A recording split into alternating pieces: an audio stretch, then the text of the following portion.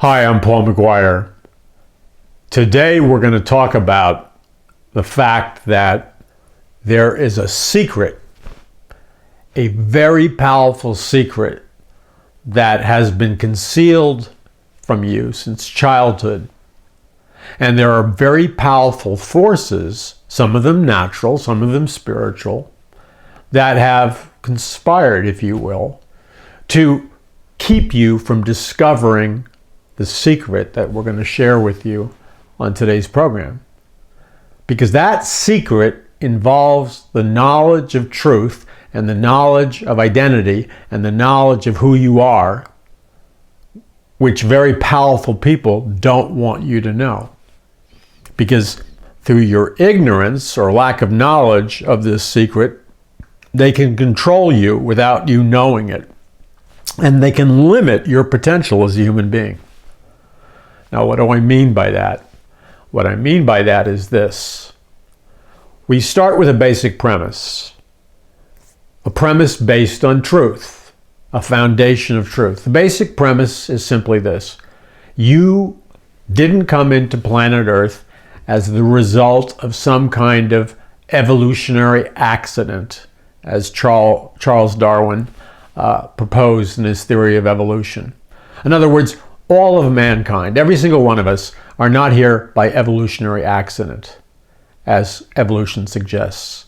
We're not the byproduct of 500 million years of random evolution, where some kind of non-living form evolved over time into a living form, like maybe a little microscopic bacteria, and then maybe 50 million years later, the microscopic bacteria became like part of a tadpole, and then 100 million years went by, and you know the story. And then 500 million years later, we get to these ape-like creatures, and then finally, poof, like magic, like going to Las Vegas, like random chance, pow, mankind appears fully intelligent. The design of our biological structures is impeccable. The intelligence of our brain, our perceptions, our senses is off the charts. It's obvious to anybody who has a mind that works that no human being, due to the complexity of each one of our creation, could possibly have come about randomly. That would be the equivalent of walking on the beach here in Southern California, near Santa Monica. You're walking on the beach and you see a laptop computer. And the laptop computer, nobody's there, and the sand is blowing all over it. But all of a sudden, in kind of like a Twilight Zone experience, it's just you and this laptop computer alone on the beach. Nothing else exists. And you open up the laptop, the battery still works, and you see these strange images on the laptop, and you punch in the keyboard and these strange symbols come up and stuff. And then you say, and then you say to yourself, oh, this laptop must have mysteriously appeared randomly after 500 million years of evolution, of just the sand and the wind and the seashore randomly blowing, and then 500 million years later, all these little particles of sand, all this little moisture of ocean and the winds, and maybe some seagull poop congealed, and it mysteriously became a laptop computer fully functional. You'd have to be out of your mind to think that's how that laptop computer came into being. The fact of the matter, looking at the laptop computer, it's screaming at you that there's an intelligent designer, that there's a genius behind this, that some kind of very intelligent being created this. It's obvious. Now, if it's obvious about a laptop computer, it should be far more obvious when we examine a human being and the physiology of the human body and the intelligence of the human mind, etc. That you're dealing with a biological creation that's almost godlike and certainly not the result of random chance. So evolution has no proof to back it up scientifically. There's no empirical evidence to back it up. It's just a hallucinogenic pipe dream, just like a bunch of natives on that island. I forgot the island that Darwin went to. And just imagine Darwin was hanging out with a bunch of primitive tribal people smoking peyote for a year, stoned out of their minds, and then he had a hallucination called evolution. That's really this hallucination about evolution and the peyote allegory. Really, that would be a better explanation for the ridiculousness of Charles Darwin's theory than to claim that it's scientific, because it's not scientific. Now, so why is that being promoted? There's no evidence whatsoever. 80 million fossil records, not one fossil record shows any species ever evolving into another species. It's non-existent. You don't have a single piece of scientific evidence or empirical evidence to prove evolution. So why is there this manipulation of your mind to pound this lie into your head? What's the hidden agenda by trying to convince you that your life has no meaning, that you're here by random evolutionary chance and accident, that there is no creator, that there is no right or wrong, and that you're just an evolutionary accident? Is that just accidental that you've been taught that and programmed that into your mind since childhood? Or is there a very dark ulterior motive and plan designed by an elite group who specifically planned to indoctrinate hundreds of millions of children, billions of children across the planet into believing, well, there's no God, you're here by accident? What's the truth here? Who would benefit from teaching people such a lie? Well, it's obvious who would benefit. People who want to rule over others can only do so if they keep others subjugated beneath their feet. And so the elite keep you subjugated and beneath their feet by programming you with absurd stories of your existence. But these are not just absurd stories about your existence. They're evil stories about your existence. Because the takeaway from being indoctrinated in the theory of evolution, which is the religion of our school systems, the religion of our media, the religion of much of our scientific establishment, the takeaway is, and this is communicated loud and clear to every human being, either consciously or subconsciously, you're being told, as if somebody was shouting at your subconscious with a megaphone, you're being told your life is worthless. You're here by accident. Your life has no value. Why does it have no value? Because your life has no meaning. You're here by evolutionary accident and random chance. What does that do to somebody who absorbs that information on a deep inner level? Well, what it does is it degrades your humanity and womanhood or manhood. It degrades who you are as a human being, because the true account of your creation and existence is this: that the infinite personal living God of the universe, the Creator, capital C, knew you before the foundation of the world and planned for you to be here for such a time as this. And by his sovereign design and intelligence, he created every man and woman for a specific purpose and destiny. And this personal living God of the universe, with his super intelligence, uniquely inputted into every man and woman a whole series of special talents and giftings and intelligence and perception. In other words, there are dark forces trying to conceal from you, that you were created by the God of this universe for greatness. You know, don't shirk away from that. Don't dismiss that. Don't just blow that off. That's a revolutionary, powerful truth. And if you will allow it to come into your mind that you were created for greatness, And that implies that you are great. It's in your DNA. Greatness is in your DNA. And it also implies that you were created for greatness. That means you are great. It may not be realized yet, but you are great. And you are awesome. And you are powerful. And you make a difference. And you can change history. And you can change your life. And you can change other people's lives. That's power. Do you hear what I'm saying? That's power. You have been given power.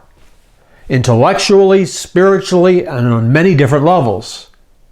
So why this all-out mind control programming that began in childhood to put your mind in a trance state, in an illusory reality, an artificial reality, where you're blinded to the reality that you're powerful, that you're great, that you can change history, that you can change destiny. Why the all-out assault on your greatness?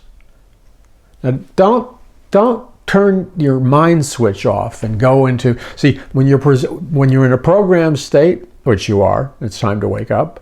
When you're in a programmed state and somebody speaks the truth to you and gives you a key that will liberate you and release the power and the destiny and the greatness that's just ready to manifest inside you, the normal response would be to run at that person like a starving person or a person dehydrated, and you want more. You want water, you want food, you want nourishment. That's the normal response. And so presented with this truth, the normal response is you want more, more and more.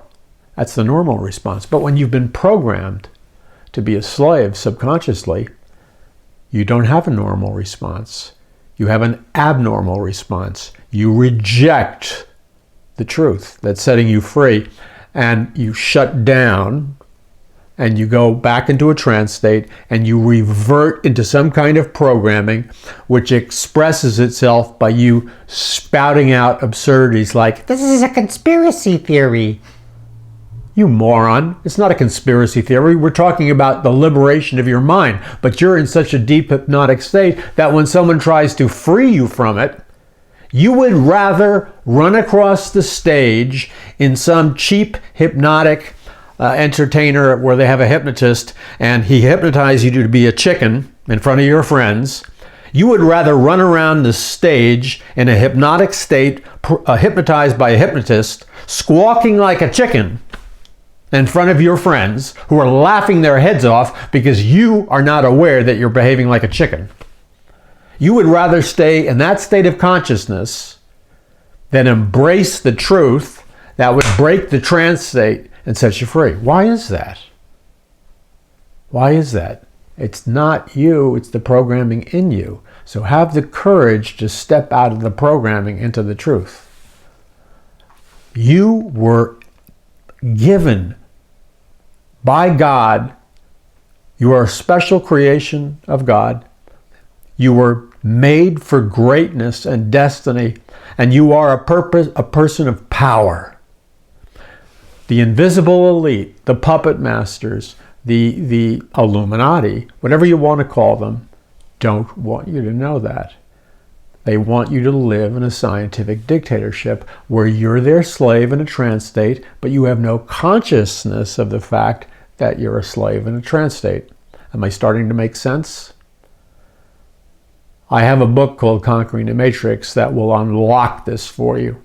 It'll take the deadbolt lock on this massive iron door to the prison that you're in your consciousness, and it will blow the deadbolt off the door, and it will explode the composition of this massive door.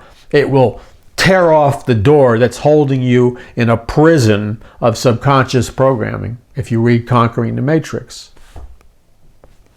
Or if you'll simply walk towards the truth. And then you can awaken. You see, it's a choice. Right now, you're not awakened. How does a hypnotist do his or her thing? They put you in a trance state. They speak softly. They count numbers. And as they do that, your conscious mind slowly fades and you go into a sleep state where your subconscious is open. And while you're in the sleep state, not conscious of what's happening, they can program you and control you. That can be done not just by a hypnotist at a Las Vegas show. That can be done through mass media, through music, through radio, through religion, all kinds of things. But it's not the intention of the creator of the universe, nor is it the plan of God for you to be in a programmed trance state. There's greatness inside you, fighting to be awakened. There's power inside you, given to you by God. There's all kinds of abilities, both natural and spiritual, ready to burst forth. You want to know why you have anxiety? Because deep inside you know this struggle's going on. You consciously don't understand. The anxiety is simply a biological warning signal that your deeper self understands that you're in conflict between the prison structures of a hypnotic state and the freedom of being awakened in a conscious state. Man, I don't know how much more you could ask for. To be everything you were created to be. A person of power, a person of destiny, a person who can change their future, a person who can change the future of their children, a person who can change the future of a nation. That's threatening to the slave masters, by the way. They don't want you to know that. But I don't care. And you shouldn't care either. Because who are they anyway? They're just a bunch of pompous puppets strutting around thinking that they're gods. They're no gods. Every one of them is going to die and croak. They can't resurrect themselves from the dead. Only Jesus can do that. They're make-believe gods of their own imagination. Don't you understand that? They're manipulating your mind with magic and sorcery and virtual reality and technology. But they're make-believe gods of their own design. They can't do anything real. They're actors pretending to be gods. And as long as you buy into their performance, they've got you under their thumb. The minute you reject their performance, you're free. I encourage you to know the truth, and the truth shall set you free. Now, I want to say one thing to you. The reality is, this isn't fiction, this is reality. Greatness is embedded in your DNA because God put it there. You were created to be a great woman and a great man. Quit rejecting that. Quit dismissing that from your mind. Own that truth that you were created to be great, a person of destiny and a world changer of not only your world, but the world of other people, to set people free. That's who you really are. And then walk towards your destiny. Seize it. Own it. And as you own it and seize it, you will become it. And then you will discover that you can do things that you never thought were possible. You can think on a level that you never thought was possible. You can create on a level that you never believed you could do. You can achieve things, create things, build things, start things, transform, heal, empower. You can do so many things that you never thought were possible, but you've got to unplug yourself from their damnable matrix. I'm Paul McGuire. Visit paulmcguire.us. That's paulmcguire.us.